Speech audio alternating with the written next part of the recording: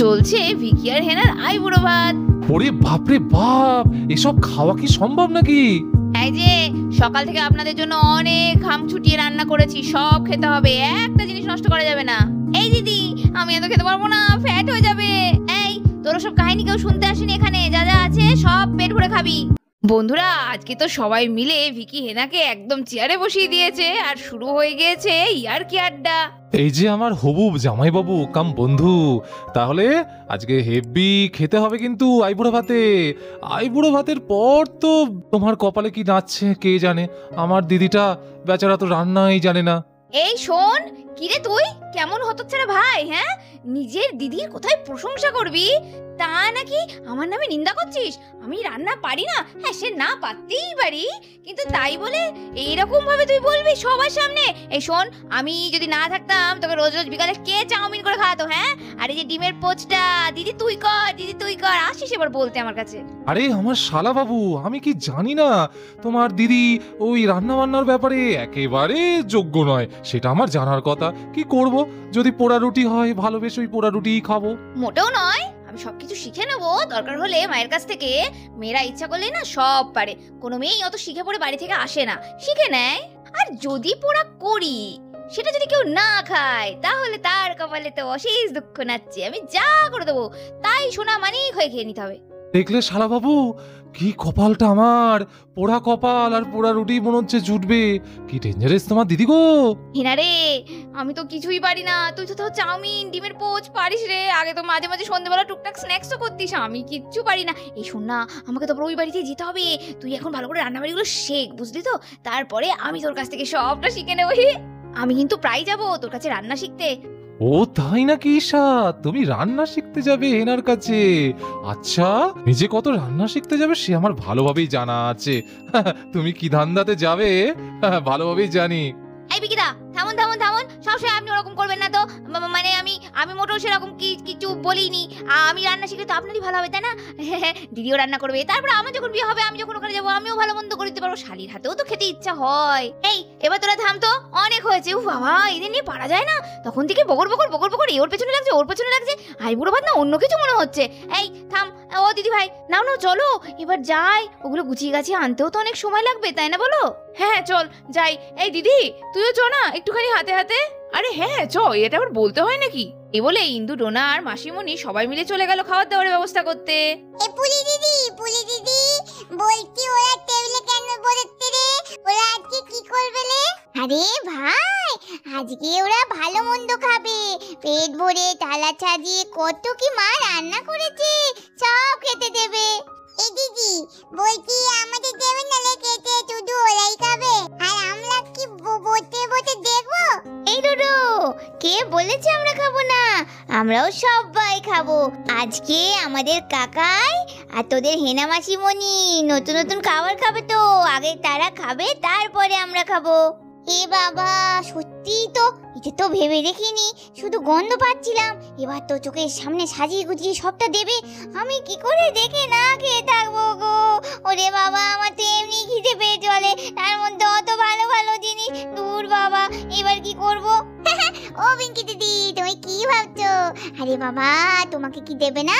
মাম্মাম তো তোমার জন্য সব সময় বেশি বেশি আগে করে, কিন্তু যেটা অনুষ্ঠান সেটা আগে হয়ে যাক, তারপরে তো তুমি খাবে, সবার জন্য হবে। এই রে পড়ি, দেখি কতক্ষণ পেটে গামছা বেঁধে থাকা যায়। Hey brother-in-law, I think you are enjoying a lot. খুব সুন্দর রিচুয়ালস চলছে তাই না ব্রাদার? আচ্ছা ব্রাদার-in-law, এখানে কি এখন খাওয়া দাওয়া হবে? ইয়েস মাই জাম্বু, এখানে খাওয়া দাওয়া তো হবেই। পাঠা বলি জানো তো, পাঠা বলি? পাঠা বলি? What do you mean by পাঠা বলি? ও তুমি তো বিদেশে থেকে মানুষ জাম্বু, পাঠাকে দেখোনি। এই যে সামনে বসে আছে দেখতে পাচ্ছ না, এই হচ্ছে এখন পাঠা। পাঠাকে ভালো করে খাইয়ে তারপরে বলে দিতে হয়, আমাদের এখানে পুজোতে এটাই রিচুয়াল। ও আই আন্ডারস্ট্যান্ড, পাঠা that means a very bad thing. এই রনি, কি ব্যাপারে তোর এত বড় সাহস, তুই তো দাদাকে অন স্পট দাঁড়িয়ে পাঁঠা বলছিস? আরে দাদা, তুই তো বুঝতেই পারবি কদিন পর যখন বিয়ের মালা গলায় পরবি তখন বুঝবি তুই আদৌ পাঁঠা নাকি মানুষ। আর দেখতে দেখতে ইন্দু আর ডোনা দুজনে মিলে সুন্দর করে সবটা সাজিয়ে দিল। ওরে বাবা, কত রকম আয়োজন হয়েছে! ভাত, সঙ্গে আবার ঘি কাঁচা লঙ্কা, তার সঙ্গে কত রকম ভাজা, মাছ ভাজা, বড়া ভাজা, সঙ্গে কাটা লেবু আছে, ডাল, তাও আবার মুগের, আবার কাতলা মাছের মাথা, ওদিকে চিকেন কষা, এদিকে দই, মিষ্টি, রসগোল্লা, আর সঙ্গে চাটনি পাঁপড়। এই যে অনেক হয়েছে, হই হই বগর বগর, এবার খাওয়া দাওয়া করো তাড়াতাড়ি। এত বকে পেটে নিশ্চয়ই এতক্ষণ বোধহয় চিচি করছে খিদে। শুরু করো শুরু করো, এই ভিকি শুরু করো, এই হেনা শুরু কর। জানো ভিকি, আমার বোনটা ছোট থেকেই খেতে চাইতো না, আর আমি চেপে ধরে কপ কপ করে খাইয়ে দিতাম। কিরে, আজকে তো নিজে খাবি নাকি? ওরে বাবা, সর্বনাশ! কি দিয়েছো এত? কি খেতে পারবো নাকি? পাগল নাকি? আরে তোলো তোলো, এত খাবো না। আরে ভিকি, এতদিন যা বলেছো বলেছো শুনেছি, দিদি খাবো না, বৌদি খাবো না, এটা তোলো ওটা তোলো, বাট আজকে কিন্তু একদম হবে না। আজকে আইবুড়ো ভাত বলে কথা। এই যে এখানে যা যা সাজিয়ে দিয়েছি দেখতে পাচ্ছ না, এগুলো সব তোমাকে ফিনিশ করতে হবে কিন্তু, না হলে কিন্তু আমার আর দিদি ভাইয়ের খুব রাগ হবে তোমার উপর। আমরা কত কষ্ট করে সকাল থেকে এগুলো আয়োজন করেছি বলো তো। ঠিক আছে, আমি তো খাবোই, কিন্তু হেনা যদি সব শেষ করতে পারে তবে। হেনা না শেষ করতে পারলে আমি কিন্তু সব শেষ করব না। ঠিক আছে, আমি খাবো সবই ঠিকই, কিন্তু আমি টেস্ট করব, কারণ এত হেনা কোনোদিন খায় না। তার মধ্যে আমি বাবা খুব মেনটেন করি। এই বিয়ের আগে এই এত এত খেয়ে মোটা হয়ে যাব না, দিয়ে বিয়ের সময় সাজলে আমার একদম ভালো লাগবে না। না না, ওসব আমি পারবো না। এই হেনা, এক চড় মারবো। কি রে বাবা, মেনটেন! শোন, একদিন খেলে তুই বিশ্ববিখ্যাত মোটা হয়ে যাবি না, দিন দিন তো একদম পাটকাঠির মতো শুকনো হচ্ছিস। ওটা কি ভালো লাগে নাকি রে? বিয়ে জল পড়বে, একটু মোটা সোটা হবি, তবে তো সুন্দর লাগবে, সবাই বলবে লক্ষ্মী লক্ষ্মী বউ আমাদের। এই ইন্দু, তোরাই তো দেখছি বেশি বক বক করছিস। নে নে, এবার ওদের খেতে দে, একটু শান্তি করে খাক। আমরা যদি ঘাড়ের উপর এরম দাঁড়িয়ে থাকি তাহলে কি ওরা খেতে পারবে? না বৎস না, খাওয়ার শুরু করো। আমার তো কপালে সব জুটবে না, কবে জুটবে কে জানে। তুমি খাও আর আমি দেখি। আর দেখতে দেখতেই এদিকে ভিকি আর হেনা দুজনেই তো আইবুড়ো ভাত খেতে শুরু করে দিল। রে বৌদি ভাই, কি করেছো? ভাতে তো ঘি কেন? তুমি জানো না আমি ঘি খাই না। এই মরেছে। উফ, তোমরা দেখছি সত্যিই আমাকে মোটা করে ছাড়বে। আরে বাবা, অল্প স্বল্প একটু ছুঁয়ে দিতে হয় তো। তাইরিকা, কত রকম ভাজা, সব ট্রান্সফ্যাট, এইসব খেলে আমার আর দেখতে হবে না। এই শোন, বেশি ভ্যাগর ভ্যাগর করিস না, সব কটা পরিষ্কার করে খেয়ে নে। ওই ঘিটিতে কিচ্ছু হবে না, যা যা দিয়েছি খা, ভদ্র ভদ্র ভাষায় বলছি খেয়ে নে। আর না হলে কিন্তু আমরা হাত দিয়ে গোল গোল পাকিয়ে মুখের মধ্যে ঢুকিয়ে দেবো। আর শোন, ওই দেখ পাতের পাশে একটা আধখানা লেবু আছে, তুই গন্ধরাজ লেবু ভালোবাসতিস, ওটাই বাজার থেকে আনিয়েছি সুবলদাকে দিয়ে। ওটাকে লাস্টে গরম জলে একটু টিপে ঢক করে খেয়ে নিবি, ব্যাস দেখবি সব ফ্যাট গলে জল। আহা, কি টেস্ট বৌদি ভাই! আমার কিন্তু হেভি লাগে। এই ঘি দিয়ে নুন দিয়ে মাখিয়ে তার সঙ্গে ভাজাভুজি দিয়ে খেতে, গরম গরম ভাত, আহা কি খেতে! আমি তো মনে হচ্ছে সব শেষ করবোই। হ্যাঁ, করো করো, শেষ করো জাম্বু। আর তোমার কালকের পেটটা কেমন থাকবে সেটা বলতে পারছি না, কারণ যে হারে আমাদের জিভ দিয়ে জল গড়াচ্ছে তোমার খাওয়া দেখে।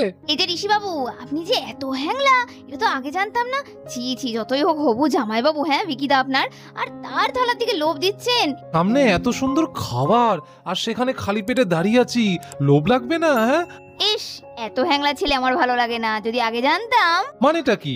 আগে জানলে? আগে জানলে কি? So what? না, প্রথমেই তো সবকিছু তো বোঝা যায় না, আস্তে আস্তে বোঝা যায়, তাই ভেবে দেখতাম। ভেবে দেখতাম? এই শোনো, আমার মতন ছেলে না পাওয়ার দর আছে আজকালকার দিনে। হ্যাঁ, সে আর কি করব, এখন জুটে গেছে যখন, আর তো কিছু করারও নেই, ফেলতে তো আর পারবো না, তাই না?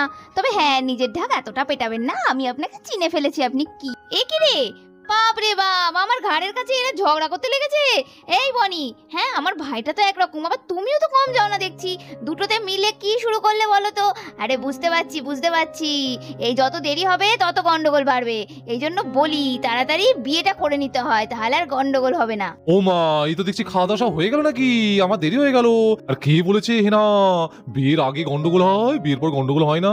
ওই কাজটি করো না ও ঋষি। বিয়ের আগেই ভালো, বিয়ের পর তো আরো কালো। এই কি গো, কি বললে আরেকবার বলো দেখি আমার সামনে। কই কিছু বলিনি তো। না না না, কিচ্ছু বলিনি ইন্দু।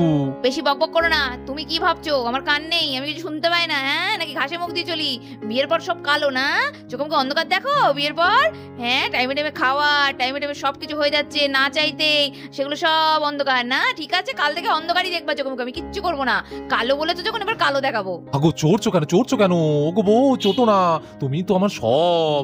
আরে কিছু না, এই বিয়ের পর কত চিন্তা, কত চাপ বলো তো, সেটাই বলছিলাম। বিয়ের আগে তো চাপ থাকে না, চিন্তা থাকে না, সেটাই। রাগ করো না ইন্দু, রাগ করো না। ছাড়ো তো, অত আর পীড়িত করতে হবে না। আমি জানি মনের কথা মাঝে মাঝে মুখে ফুটে আসে, আবার পরে এসে আমার মেকআপ করানো হয়। ইন্দু তুমি আমার সব, ঘন্টা নিকুচি করেছে সব না হাতি।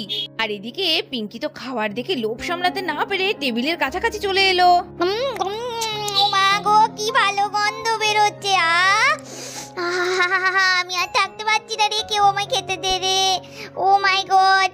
এই পিঙ্কি দিদি, করছো কি তুমি? কোথায় যাচ্ছ? এই চুপ কর পড়ি, পেছন থেকে ডাকছিস কেন? দেখছিস একটা শুভ কাজে যাচ্ছি। আরে তুমি আবার কি শুভ কাজে চললে এখন? আরে খেতে যাচ্ছি রে, খেতে। খুব খিদে পেয়েছে, মামিমাকে বলি তাড়াতাড়ি আমাকে দিয়ে দিক না, টেবিলে তো অনেক জায়গা আছে, আমিও না একটু আইবুড়ো ভাত খাই। মোটিটা খেতে যাচ্ছে, এত মোটা হয়েছে পুরো ফুটবল, তা লজ্জা নেই। হাগরের বাড়ির মেয়ে কোথাকার, দেখলি শুধু খাই খাই খাই খাই করে। যাই ওকে একটু মজা চাকিয়ে আসি। পড়ি রে, তোর পিঙ্কি দিদির বোধহয় আর সবুর হয়েছে না। এই যে ফুটবল বলি, খুব খিদে পেয়েছে না রে।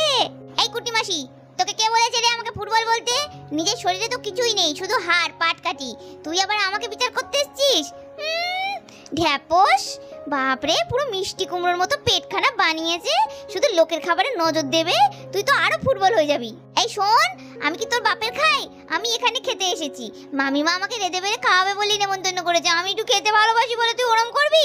শয়তান কুটনি মাসি, যা না যা, ওই টেবিলের উপর উঠে পড়, গিয়ে ওখানে দেখ পাতের আশেপাশে যেগুলো পড়ে আছে উচ্ছিষ্ট, ওগুলো কুড়ি কুড়ি খা, তোর তো কপালে ওগুলোই জুটবে। এই শোন, আমার বাবা না ইঞ্জিনিয়ার, বুঝেছিস? ওইসব কথা আমায় বলতে পারবি না, আমি বড় লোক সাচি। আর শোন, তোর না বেশি বাড়াবাড়ি হয়েছে, খুব বার বেড়েছে তোর, একেই তো শুটকি। আমি যদি পেটের ওপর উঠে বসি তাহলে তোর কি অবস্থা হবে ভুলে গেলি? না বাবা, দরকার নেই, হাতি পুরো হাতি, আগের বার আমার উপর উঠেছিল, ওরে বাবা আমার দম বন্ধ হয়ে গিয়েছিল, কোনো দরকার নেই। মোটু পালিয়ে যায় বাবা, দরকার নেই। এই কি বলি, এই কি বলি, থাম এদিকে আয়। বন্ধুরা দেখতেই পাচ্ছ, ভিকি আর হেনার আইবুড়ো ভাত তো জমে উঠেছে, বাড়িতে চলছে খুব হই হই। তো এরকমই এপিসোডগুলো এখন কেউ মিস করো না, দেখতে থাকো। আর ভালো লাগলে অবশ্যই সাবস্ক্রাইব করে দাও তোমাদের সকলের প্রিয় চ্যানেল ডাইনি ভিলেজ স্টোরি। আজকের মতো গল্প এখানে শেষ করছি, টাটা।